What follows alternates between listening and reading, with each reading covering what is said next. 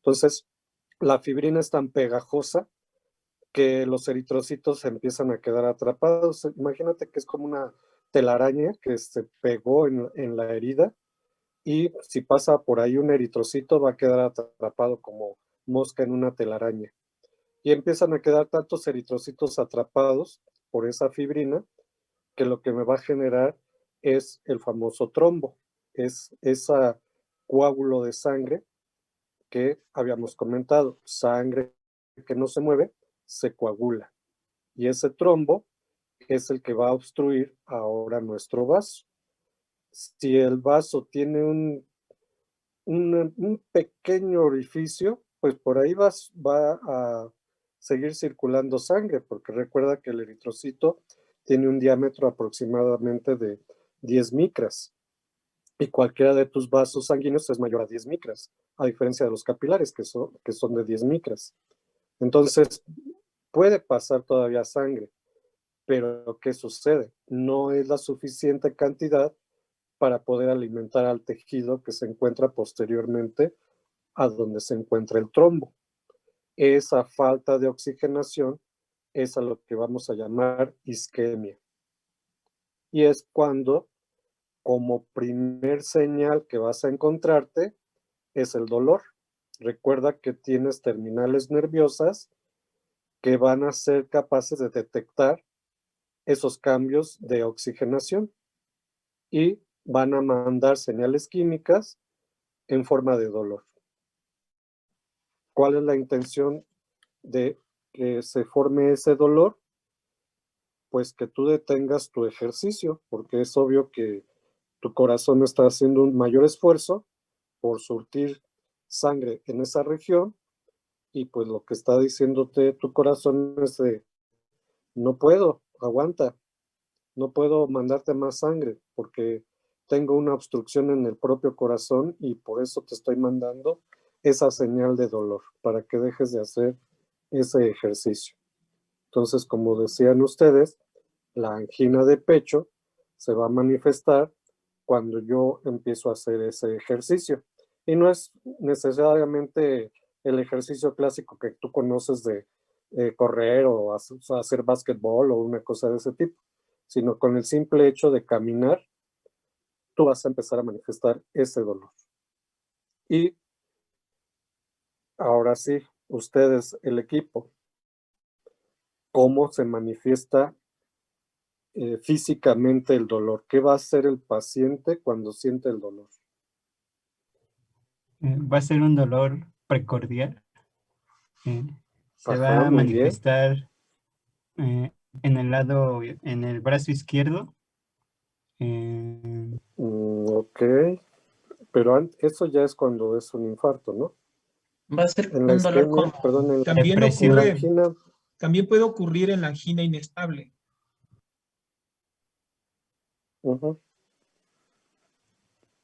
Sí, o sea, Pero más lo que nada va a sentir característico, el dolor precordial. a ver, miren, lo característico de la angina ya está descrita desde por Heber desde 1730, por ahí la describió y sigue vigente en la actualidad. Y es lo que le digo a todos los alumnos, que tienen que interrogar al paciente para saber si es un dolor anginoso o no es un dolor anginoso. Es un dolor opresivo, la región precordial, que se irradia a la región del cuello, en la cara lateral, el hombro o el brazo izquierdo. No dura más de 5 minutos, ¿sí? Generalmente no se acompaña de náuseas ni de vómito. Lo desencadena el ejercicio y lo quita el reposo. Eso es la angina clásica estable, ¿sí? Entonces, obviamente, el paciente ya sabe que camina, como decía el doctor, camina, se detiene y se le quita el dolor. Vuelve a caminar, le vuelve a dar el dolor, descansa y se le quita el dolor. O también los libros dicen que cede con la nitroglicerina, que es un medicamento que dilata las arterias del corazón, ¿sí? Entonces, esa es la descripción clásica de la angina de pecho. Ya cuando hay infarto, es la angina de pecho más neurovegetativos como son náuseas, vómito, ya no hay, incontinencia de esfínteres, ¿sí? Y el dolor ya dura más de 5 minutos, ya no se quita ni con el reposo ni con la nitroglicerina. Ese paciente ya en ese momento se está infartando.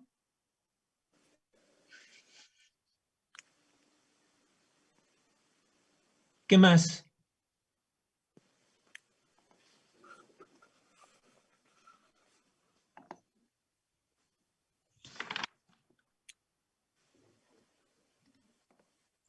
Sí me escucho, ¿verdad? Sí, ¿Sí? Ok. Bueno, entonces para esto, pues ya mencionamos lo que es la isquemia, que pues va a ser la disminución del flujo sanguíneo hacia el tejido miocárdico. Entonces, al no haber este fluido, no va a llegar oxígeno al músculo con el cual pueda trabajar. Si esto pasa por un determinado tiempo, nos va a generar una lesión miocárdica que va a ser, pues, cuando el miocardio desarrolla alteraciones en la permeabilidad de las membranas celulares y en los potenciales de acción por una persistencia en el tiempo déficit de oxígeno. Bueno, encontré que estas alteraciones en el electrocardiograma los vamos a ver reflejadas en el segmento ST. Aquí Vamos a tenemos, tener, sí, Diego, aquí tenemos 3 características electrocardiográficas de las lesiones coronarias. Uno es la isquemia, otro es la lesión y otra cosa es la necrosis. sí, La isquemia se observa en el electrocardiograma en la onda T. La lesión se observa en el electrocardiograma en el segmento ST.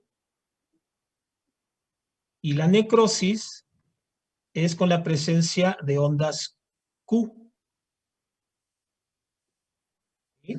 Entonces, un paciente, por ejemplo, que tiene sí, isquemia, va a tener ondas T negativas, donde no debe haber ondas T negativas. ¿Sí? Y dependiendo en qué derivaciones se encuentre, podemos localizar, ya en su momento vieron, ¿verdad? Con el doctor, que existía derivaciones que veían una cara en particular y esa cara pues determinaba qué arteria estaba irrigando esa zona, ¿sí? Entonces, ¿verdad? Yo puedo saber si es un infarto anteroseptal, si es un infarto anterior, si es un infarto anterolateral, si es un infarto apical, si es un infarto, ¿verdad? Posterior inferior, ¿verdad? Entonces, a través de saber en qué derivaciones encuentro las alteraciones, y por lo menos deben ser 2 derivaciones que miren la misma cara, para que se pueda confirmar el diagnóstico electrocardiográfico, ¿no? Entonces, cuando la onda T está invertida, ¿verdad? Digamos en B1 y B2, que no debería estar invertido, le llamo isquemia subepicárdica. O sea, la isquemia está, ¿verdad? En la región epicárdica. Y yo observara 3 grandes picudas y simétricas en B1 y B2, estaría frente a isquemia subendocárdica.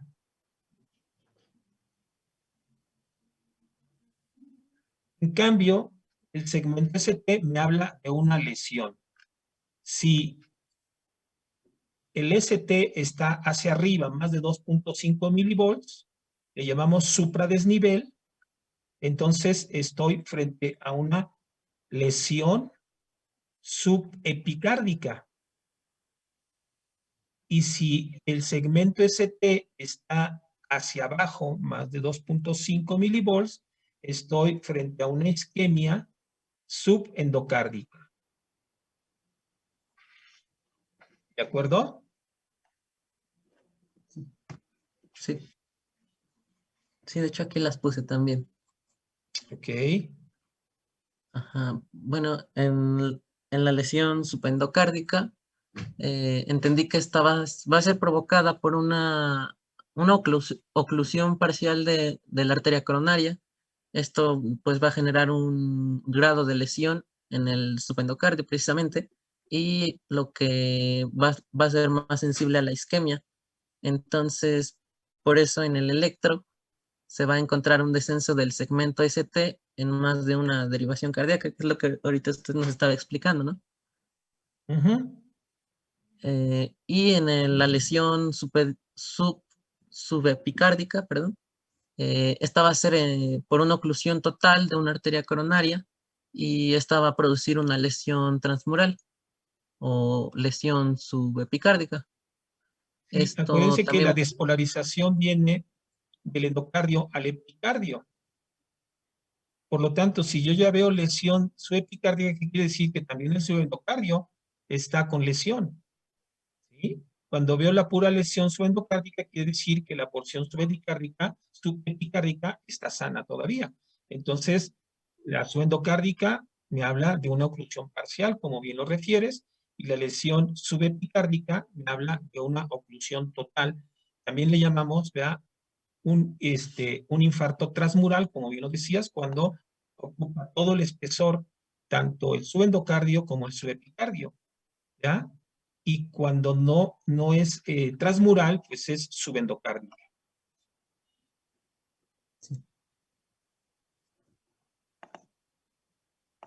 y ¿Sigues, entonces, Diego? pues, sí, Ok. sí, bueno. Entonces, pues al tener esta lesión, si persiste precisamente esta lesión, nos va a provocar una necrosis miocárdica, que pues esta es la muerte de las células cardíacas, y esta se va a producir precisamente por la persistencia en el tiempo que dure la isquemia en el miocardio. Seguramente, En el electro, ah, sí, Diego, sigue. ok. En el electro encontré que la vamos a observar bueno, cuando encontramos un infarto agudo con elevación del segmento ST, es cuando vamos a entender que ya tenemos una muerte celular o una necrosis en este tejido. Como pueden ver ustedes, entonces, como médico, yo puedo hacer, pues solamente si hago una buena exploración y tomo un electro en tiempo y forma, puedo evitar que mi paciente se infarte. ¿Por qué? Porque si sé que mi paciente, ¿verdad?, me manifiesta el dolor precordial y le tomo un electro y tiene test anormales, es un paciente que todavía no tiene una oclusión importante de su arteria. Entonces, si yo le destapo esa arteria, ¿ya?, en su momento, pues voy a evitar que en el futuro se infarte ese paciente. También, como vamos a ver más adelante, pues obviamente el tratamiento va a depender de qué tan rápido puedo actuar como médico desde el inicio del dolor de mi paciente hasta que lo puedo recuperar cuando está, sobre todo, con un infarto en evolución. Probablemente al rato profundizamos un poquito más ya que hablemos del tratamiento. Adelante, Diego. ¿Y los Sí. demás Bueno, tienen para esto alguna nada más pregunta o duda? Yo tengo una duda, ¿a qué se refiere con Hacerla, ¿eh? Q patológicas? O sea, ¿cómo se ¿Cómo? verían? ¿A qué se refiere con Q patológicas? O Acuérdense, las sea, Q muy grandes, patológicas muy tiene, chiquitas. sí, espérame. Una Q patológica es aquella Q que rebasa, ¿verdad?, el tercio de la onda R donde esté. Si mi onda R mide, por decir, 10 milivolts, ¿sí?, y mi onda Q mide 5 milivolts, pues ahí tiene casi el 50%. Es más de un tercio. ¿Estarás de acuerdo? ¿Sí? Sí. Por lo tanto, entonces la puedo considerar como patológica. Entonces, si es mayor de un tercio de la onda R, va a ser patológica. Si es menor de un tercio de la onda R, no es patológica. Ok, muchas gracias. Y recuerden ¿Sí? también que no en todas las derivaciones vamos a tener ondas Q. Por ejemplo, la morfología normal de B1 y B2 es R minúscula, S mayúscula. No existe Q. En B5 y B6 sí podríamos llegar a tener onda Q. El complejo podría ser Q minúscula, R mayúscula, S minúscula, en B5 y B6. Eso va a depender de qué tan delgada sea la persona para poder detectar los vectores de despolarización. Como el vector septal se aleja de la derivación B5, entonces me va a dibujar una onda Q. Pero si la persona está muy gruesa, el electrodo no es capaz de detectar ese vector de despolarización y entonces en mi B5 pues me va a dibujar nada más la R y la S porque no alcanza a detectar esa Q.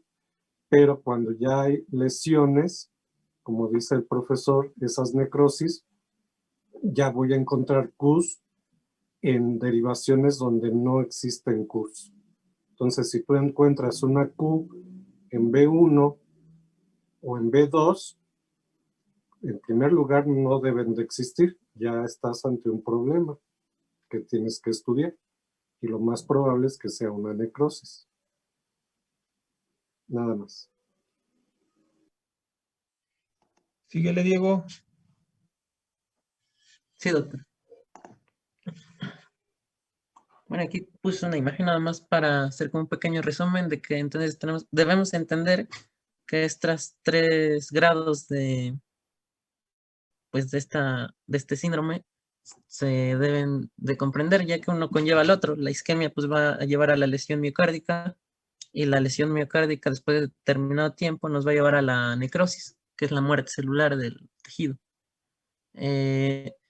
También encontré que la isquemia y la lesión pueden ser reversibles, sin embargo la necrosis, una vez que se llegó ahí ya es difícilmente se puede pues curar. Pues sí, es como, Sí, hablar de necrosis, hablar de pues muerte. sí, es como decir que vas a regresar a un muerto a la vida. Eso ya no se puede, por lo menos hasta ahorita. Más que Frankenstein, tal vez.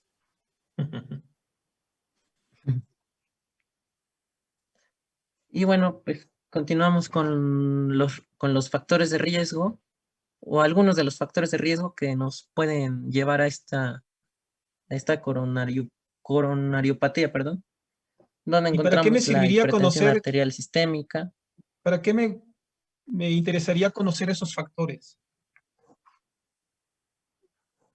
Bueno, ya que en determinados pacientes por su estilo de vida o por ¿Sí? enfermedades previas se puede llegar a un diagnóstico pues con esta historia clínica.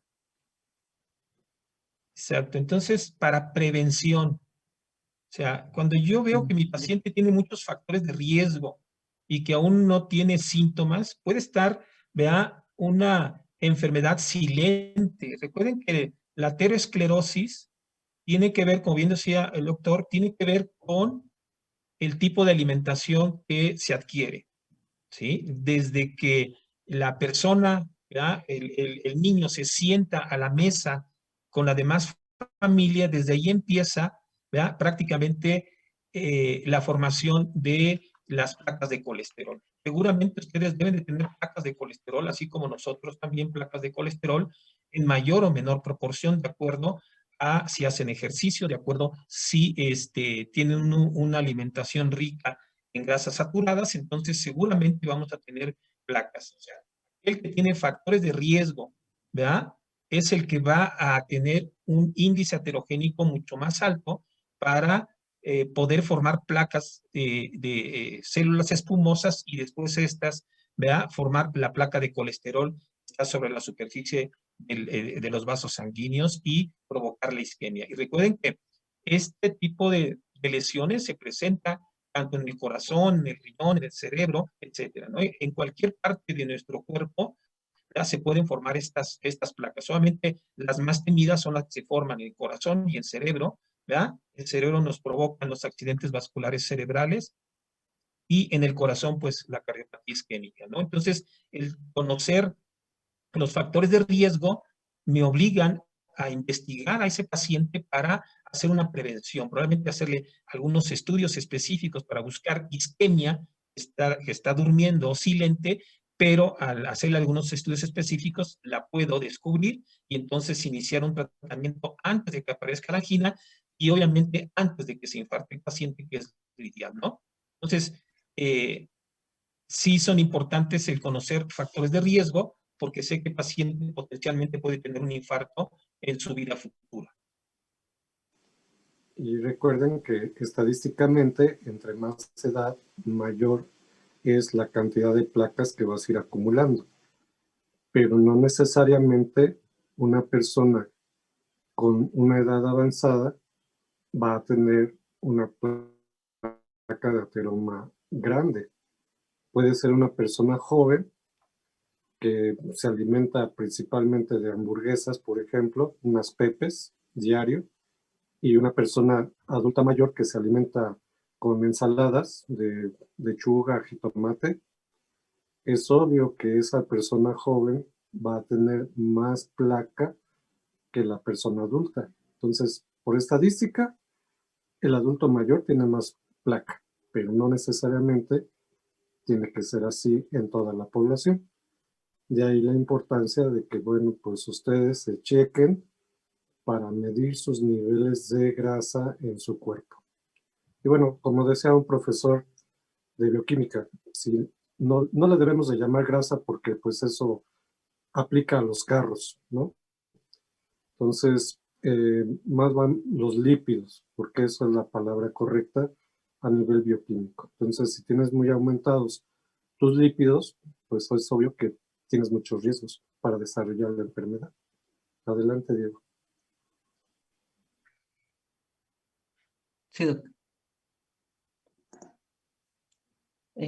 pues tenemos la hipertensión arterial, que es uno de los factores de riesgo que más se ven en nuestro país, que pues se caracteriza por el incremento de las resistencias vasculares y pues esto va a producir un aumento en la fuerza de contracción del corazón, lo que usted nos había dicho que nos iba a llevar a una hipertrofia ventricular izquierda.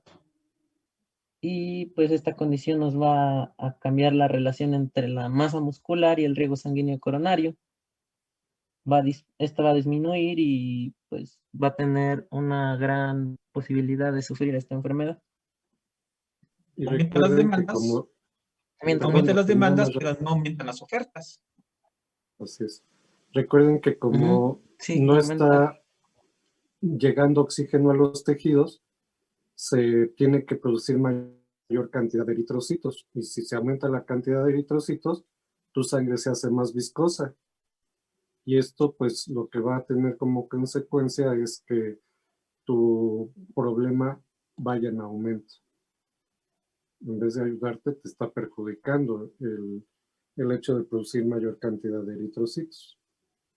Entonces, esa hipertensión arterial prácticamente es el resultado de lo que es el síndrome metabólico, que seguramente lo están revisando en seminario de integración. Entonces, esa es una consecuencia de ese síndrome metabólico, que es lo que debemos de atender en nuestro cuerpo. Adelante. Además, recuerden que existe hipertensión arterial sin síndrome metabólico también. O sea, si hay pacientes que tienen hipertensión arterial y no tienen síndrome metabólico.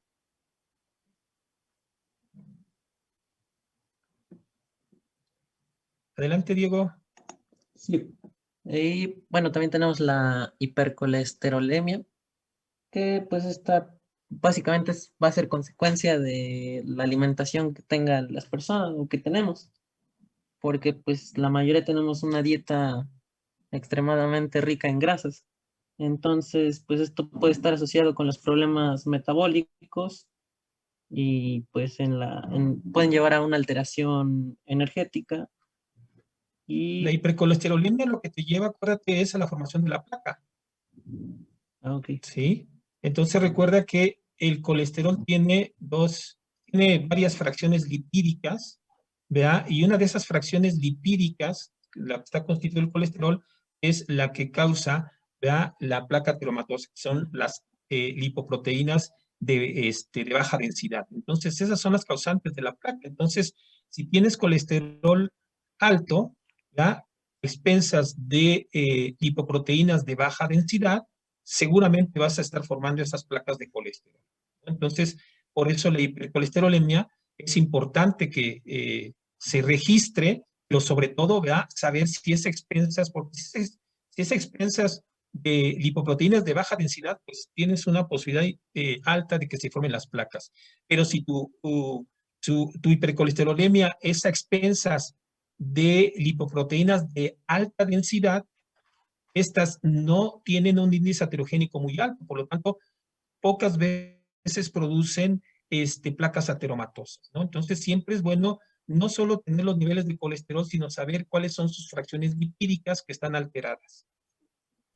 Y en Adelante, este Diego. caso también recordemos que pues ya muchos empaques vienen marcados que son sin colesterol o con bajo colesterol, de acuerdo al tipo de alimento que lo va a elaborar.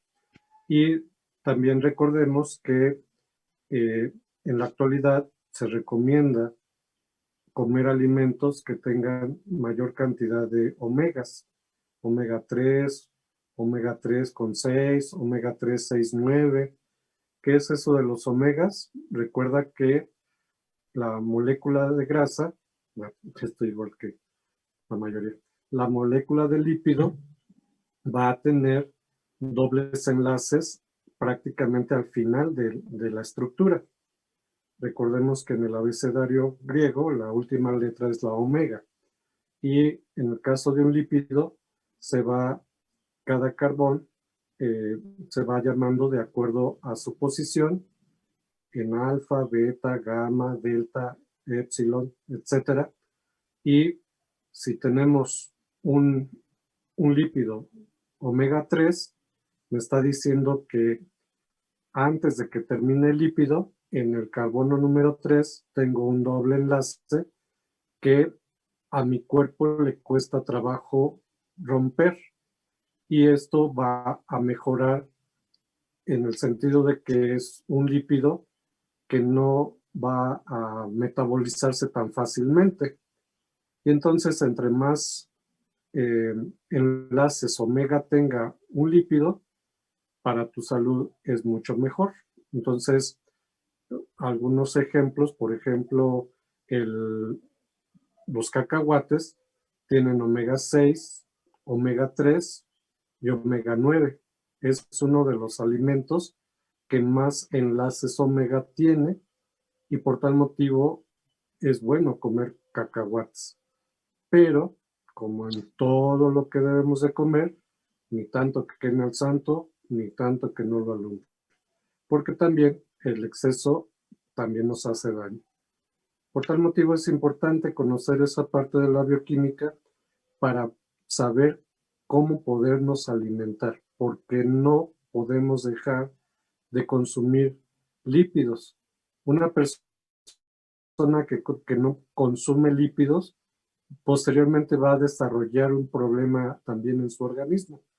Recuerden que muchas de nuestras estructuras de nuestro cuerpo requieren moléculas de lípidos para poderse formar. A nivel del cerebro se requieren grandes cantidades de esfingolípidos para que tú puedas desarrollar una idea. Y entonces, si tú no consumes lípidos, vas a tener deterioro mental. Entonces, es interesante cómo nos debemos de alimentar. Y bueno, pues esto lo descubrieron con los esquimales principalmente, porque a pesar de que los esquimales viven en el Polo Norte y consumen grandes cantidades de carne de ballena que tiene una cantidad de grasa increíble, pues la gente se sorprendía porque decía, bueno, ¿por qué los esquimales no tienen esta hipercolesterolemia? Deberían de ser los primeros en desarrollar aterosclerosis. Y descubrieron que este tipo de grasas contienen grandes cantidades de omega. Y bueno, pues ahora en la actualidad se ha puesto de moda el consumo, por ejemplo, de aceites de bacalao, por ejemplo, para disminuir nuestros niveles de colesterol en sangre. Y pues ahí que debemos de conocer un poquito cómo trabajan estos lípidos. Nada más quería ponérselos en la mesa para que lo investiguen en su clase de bioquímica. Ahora Y sí, recuerden que adelante. tenemos que comer las grasas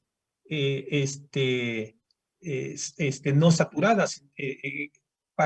Lo que tiene todo el pescado, por eso se recomienda comer pescado, por eso los japoneses y todos los que comen grandes cantidades de pescado no sufren, ¿verdad?, a tal grado la enfermedad coronaria como nosotros, ¿verdad? Como todos los países, Estados Unidos, México, en algunos países de Europa, no todos tampoco, ¿verdad? Todos los que consumen pescado tiene grasa omega y esa solamente no desarrolla placas ateromatosas, como decía el doctor. Entonces, ¿verdad?, aquí nosotros comemos más grasas saturadas, que ese es el problema, ¿sí? Lo que son derivados de la leche, ¿verdad? Lo que es el huevo, esos tienen grandes cantidades y solamente la grasa, ¿ya?, de la carne de res, el suadero, que las carnitas, todo eso, esa es la grasa que nos hace daño. Entonces hay que comer grasa, ¿verdad?, que no nos hace daño, ¿sí? Por lo tanto, entonces hay que saber qué, o sea, si nosotros debíamos de ingerir más cantidades de pescado, se recomienda que se come nada más 3 huevos a la semana enteros, ¿verdad? Si voy a consumir más, que sea la clara, que es la que no tiene colesterol, y la yema tiene bastante colesterol, ¿verdad? Evitar ser repetitivos en nutrientes, es decir, pues ya tomé leche y luego hago mis tacos dorados con crema y le echo queso además, y en la noche me hago una quesadilla de queso, solamente estoy fundido, ¿sí? Entonces, creo yo que aquí es importante que vayan aprendiendo ustedes a saber cuáles son aquellos alimentos, ¿verdad?, que tienen grasas saturadas y insaturadas, para que de esa manera puedan recomendarle a sus pacientes qué tipo de alimentación necesitan, porque siempre les van a estar preguntando, doctor, ¿y qué puedo comer? Obviamente ustedes tienen que darles siempre una respuesta de una alimentación sana. Adelante, Diego. Sí.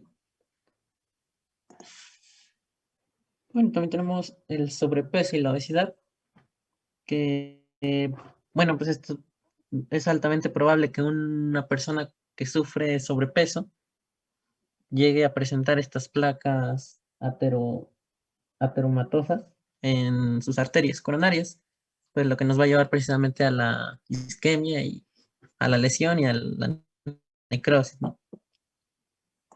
Sí, recuerden que También, el sobrepeso lo que hace es, obviamente, estamos acumulando, ¿verdad?, gran cantidad de nutrientes en nuestro cuerpo.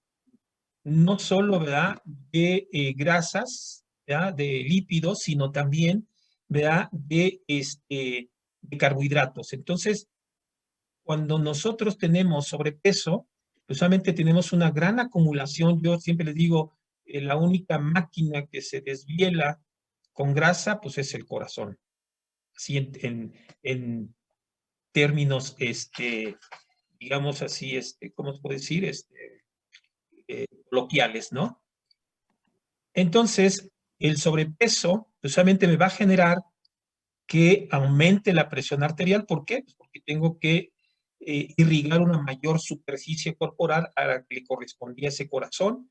Puede haber cardiomegalia con el paso del tiempo, ¿ah?, y esto genera precisamente incremento en el consumo del corazón. Si le sumamos otros factores de riesgo, entonces las posibilidades de que ese corazón se dañe, pues son altas.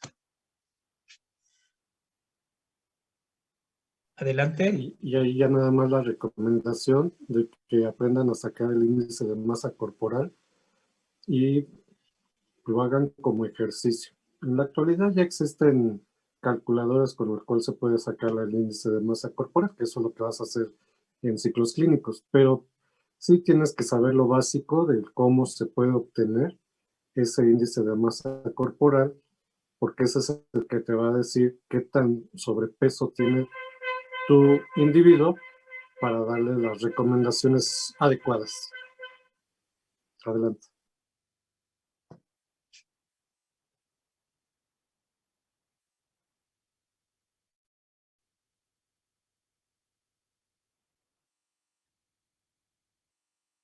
¿Sale, Diego?